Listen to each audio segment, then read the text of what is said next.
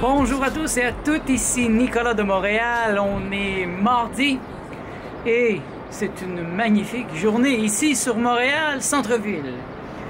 Surtout avec ma vue que je partage avec vous du 29e étage de mon immeuble. Alors, enfin on a eu du soleil aujourd'hui et ça fait du bien parce que ça fait presque une semaine que c'est des journées grises. Et ça fait toujours du bien du soleil, surtout l'hiver. L'hiver, c'est plutôt difficile ici. Vous vous en doutez, on n'a pas beaucoup de soleil. Et le soleil est en train de se coucher, là, il est presque 3h30. Donc à 4h, il fait noir. Eh oui, 4h, il fait noir. Et ben c'est ça. C'est le Québec.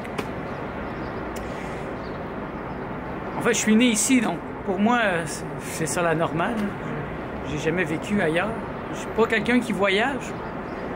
Pour des raisons que j'ai déjà exprimées à quelques reprises. Moi, je suis pas un grand voyageur. Je suis allé 2 fois au Mexique. C'est mon père qui m'avait invité pour aller voir ma soeur à l'époque. Mais j'ai pas trop le goût de bouger, moi, franchement. En regardant le monde, en regardant l'état du monde. Et en regardant comment on se fait traiter aussi quand on passe d'un pays à l'autre. Les frontières, c'est tellement une illusion. Si on pouvait enfin avoir la téléportation et que ça serait difficile d'avoir des frontières, hein, ça serait difficile. Et je pense qu'on serait vraiment libre.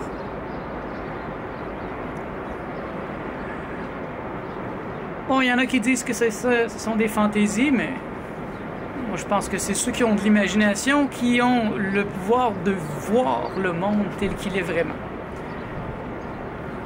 Et ces temps-ci, c'est très évident pour moi. À chaque matin, lors de ma méditation, je demande à tous les maîtres ascensionnés, je demande à tous les anges, les archanges, d'ouvrir mes perceptions, de me débloquer le plus vite possible. Je me sens bloqué. Comme si à ma naissance, enfin à ma naissance, à la naissance de tous les êtres humains pratiquement, on avait plein d'options qui étaient bloquées. Un peu comme si j'achète une auto, puis il y a l'air climatisé dedans, mais puisque je ne l'ai pas payé, au lieu de l'enlever, il la bloque. Ou bien comme les compagnies de téléphone, hein? Les compagnies de téléphone qui nous font payer par des taux particuliers, selon la vitesse qu'on veut avoir, mais ça ne change rien à l'autre bout. Ils font juste toucher un bouton, et puis voilà, on a la haute vitesse au lieu de la très très basse. Elle est déjà là en potentiel. C'est une arnaque. Je pense que c'est la même chose au niveau des facultés de l'être humain. Je ne suis pas en train d'accuser quelqu'un. Je pense que c'est nous, les êtres humains. On s'est mis dans un trou comme ça. On s'est mis comme une autruche. On s'est mis la tête dans le sable depuis des milliers d'années. Et puis il y a une élite aussi auquel ça profite. Donc ils nous ont aidés à nous tirer dans le pied. Et eux, ils en profitent. Et ces temps-ci, j'ai réfléchi beaucoup à ça. Toutes les options qu'on pourrait avoir si nous étions sages, si nous avions la sagesse, pourquoi on ne pourrait pas la développer ici maintenant? Faire un saut quantique, un changement de paradigme phénoménal, où on entrerait dans un monde nouveau.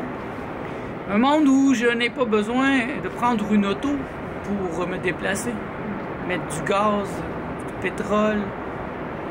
Un monde dans lequel je n'ai pas besoin d'électricité pour mettre de la lumière dans ma maison. Un monde où on se donne enfin l'abondance de l'infini. L'abondance de l'infini se passe de compte en banque.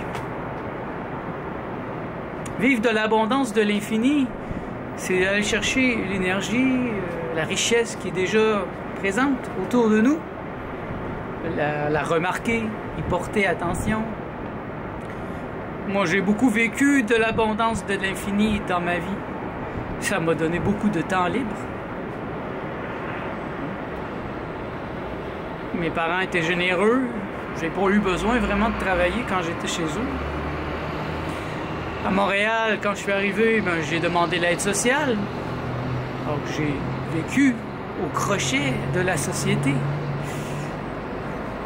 Et pour moi, c'était l'abondance de l'infini. J'avais rien à faire, je travaillais pas et voilà. L'argent rentrait dans mon compte à chaque mois. Alors, il fallait que je me présente une fois par 2 ans pour montrer que j'étais en recherche d'emploi. Donc, je fabriquais une histoire. Alors, mon histoire, c'était que j'étais un illustrateur et puis j'arrivais pas à trouver de contrat. Et j'étais formé à l'université. J'allais pas laver la vaisselle, là. Et c'est vrai, quand on est un universitaire, on peut décider de choisir, de se donner la possibilité le temps de chercher. Et moi, ça m'a pris pratiquement 10 ans, mais j'ai trouvé. Je fais partie du monde du travail maintenant. J'ai un travail et puis je paye des impôts. Voir en parenthèse, je me fais voler par le gouvernement, par cette bande de mafieux. Mais ok, j'en entends un me dire que si on ne paye pas d'impôts, comment on va faire les routes? Comment on va payer les transports en commun? Mais on va se regrouper en communauté. Si la route en avant de chez moi, elle est brisée, eh bien, bon, on va se ramasser tous les gens du quartier, puis on va la faire. Un peu comme dans les condos. Quand on achète un condo, ben, il y a des dépenses communes. Alors pourquoi la donner au gouvernement qui nous la vole, qui la donne aux banquiers de toute façon? Et puis bye-bye, l'argent, on la voit plus après. C'est comme mettre de l'eau dans un panier percé. Il va peut-être rester quelques gouttes à la fin. C'est stupide de mettre ça dans ce panier-là. Je préfère la garder dans la bouteille et la boire. Ou la donner à mon voisin s'il en a besoin. Il faudrait qu'on réapprenne à vivre en communauté. Hein? Qu'on arrête de vivre comme des enfants. Avec le papa, la maman en haut. Surtout le papa, dans notre société, c'est très paternaliste. Et même les femmes qui sont au gouvernement, ce sont des hommes. Des hommes-femmes. Des hommes déguisés en femmes. Des femmes déguisées en hommes. Enfin, j'ai aucun respect pour l'appareil manipulateur plutocratique. L'appareil manipulateur plutocratique, ben, c'est le gouvernement, hein, la mafia, le système scolaire, la famille, les communications, les médias, le système de santé, les banques. C'est tout un conglomérat, c'est tout un système à la solde de la petite pyramide en haut qui profite beaucoup de nous sans nous en redonner. Et encore ici, c'est bien. Au Québec, franchement, on est bien. Mais il y a des parties du monde où c'est pas comme ça. Que le jus est tiré vers en haut à un point où il n'y a plus rien en bas. Donc, je suis très chanceux. Je me compte très chanceux de vivre au Québec. Mais bon, ce n'est pas de la chance. Le hasard n'existe pas. J'ai choisi de vivre ici, j'ai choisi de naître ici parce que ça me donnait certaines options. L'abondance de l'infini, ça m'a pris du temps à mettre un mot sur ça. C'était naturel pour moi. Je manquais d'argent quand j'étais dans ma vingtaine parce que j'étais pas en harmonie avec l'argent. Je la démonisais. C'était un peu infantile de ma part, mais ça m'a permis de me consacrer à mon œuvre de manière totalement sauvage. Et quand j'ai compris que j'étais en désharmonie avec l'argent, ça faisait 2, 3 fois que je changeais d'appartement et j'avais même pas averti ma banque. Je recevais mon chèque, je sortais mon argent. Là, soudain, mon chèque ne voulait plus sortir. Mon argent ne voulait plus sortir, donc ma banque, elle avait essayé de me rejoindre, mais elle n'avait même plus mes contacts. Là, j'ai réalisé à quel point, franchement, j'avais passé à côté de cet aspect-là. Mais là, il était temps pour moi de revenir dans le monde. J'avais trouvé mon être, j'avais trouvé mon centre, et j'étais prêt enfin à venir dans le monde avec un esprit critique. J'avais appris à poser des questions. Think for yourself, question authority. Pense par toi-même, questionne l'autorité. Mais j'ai appris à questionner, à poser les bonnes questions. Donc quand j'ai commencé à travailler, vers l'âge de 33 ans, ben, j'étais déjà critique. Et d'ailleurs, quand j'ai commencé à travailler, je suis allé chercher une bourse. Encore. Je suis allé chercher une bourse pour que mon employeur n'ait pas à me payer lui-même. Donc, ça lui donnait un incitatif. Il recevait mon salaire, il me le donnait. Et moi, ça me permettait, à ce moment-là, de travailler sur les livres d'André Moreau. On les scannait et je les mettais en page pour les envoyer sur l'Internet. À l'époque, c'était lulu.com. J'ai mis près de 40 livres comme ça. Ça a été un gros travail, une belle école. Et c'est après que j'ai commencé à faire des sites Internet, dans la foulée.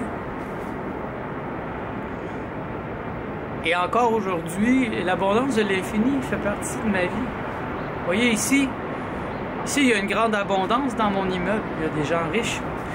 Et ça arrive souvent qu'en bas, au niveau du recyclage, il y a plein d'objets complètement neufs.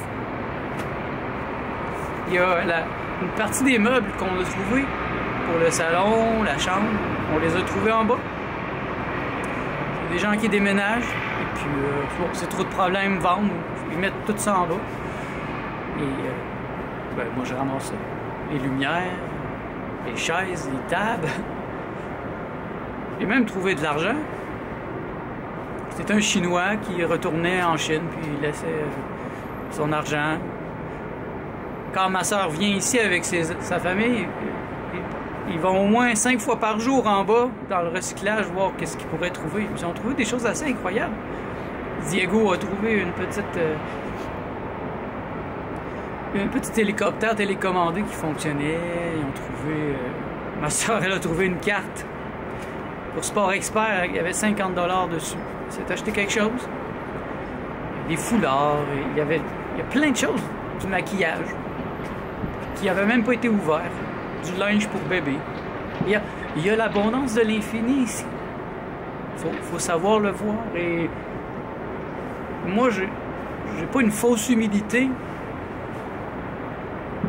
qui ferait que, par exemple, je veux seulement m'habiller dans des places où ça coûte cher. Je suis prêt à aller au village des valeurs. J'ai aucun problème. J'ai trouvé du super beau linge. Au lieu de payer mes pantalons 40$ ou 60$, j'ai payé 10$ ou 6$. Là, je suis à la recherche de souliers. J'ai fait une recherche de souliers chics et de bottes chics, qui sont des classiques.